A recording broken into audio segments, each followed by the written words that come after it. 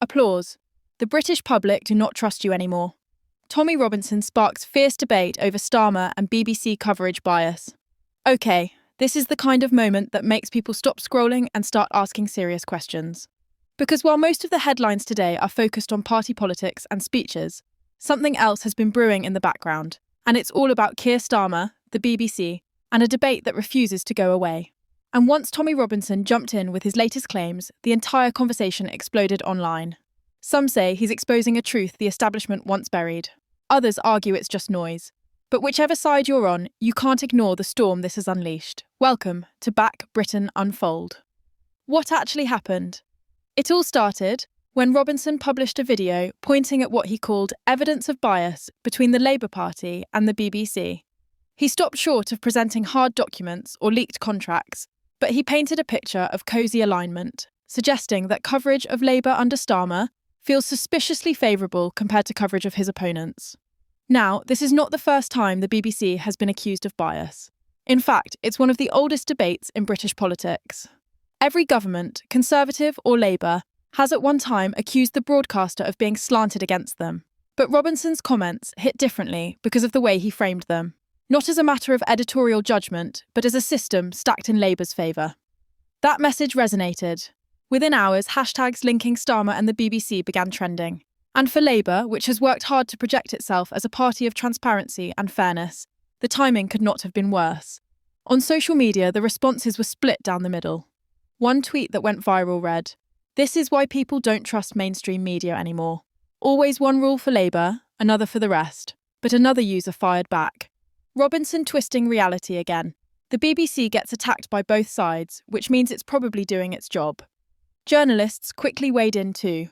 A Guardian columnist dismissed the claims as theatre for the algorithm, while a former BBC insider admitted, "There is always pressure from political parties, but suggesting a fixed deal, that's a leap."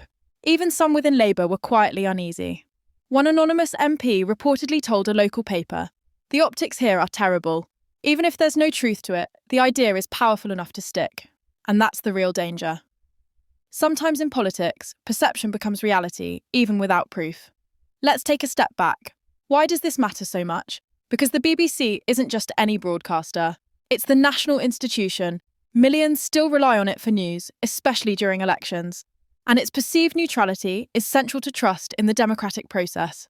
So when a political firebrand like Robinson throws out accusations, whether you agree with him or not, it taps into something much deeper, public suspicion that the system is rigged. And here's the twist.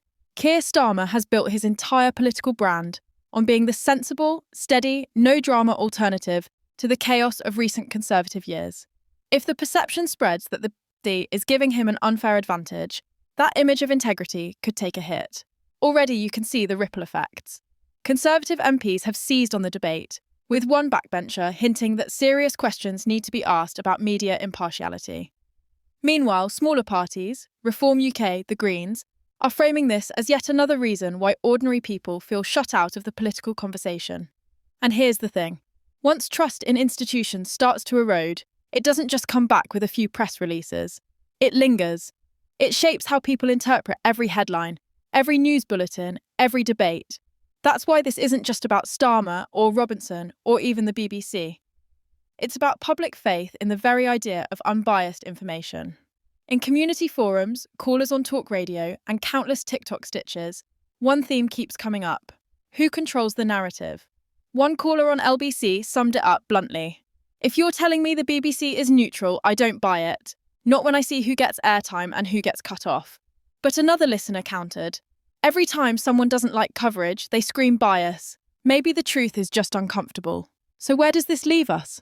For Starmer, the risk is clear. Even if he had nothing to do with this debate, even if there's no deal, no, this was today's important update. We want to make it clear that our videos do not contain any kind of misinformation. Our only goal is to deliver true and verified news from across the UK, right here on Britain Unfold.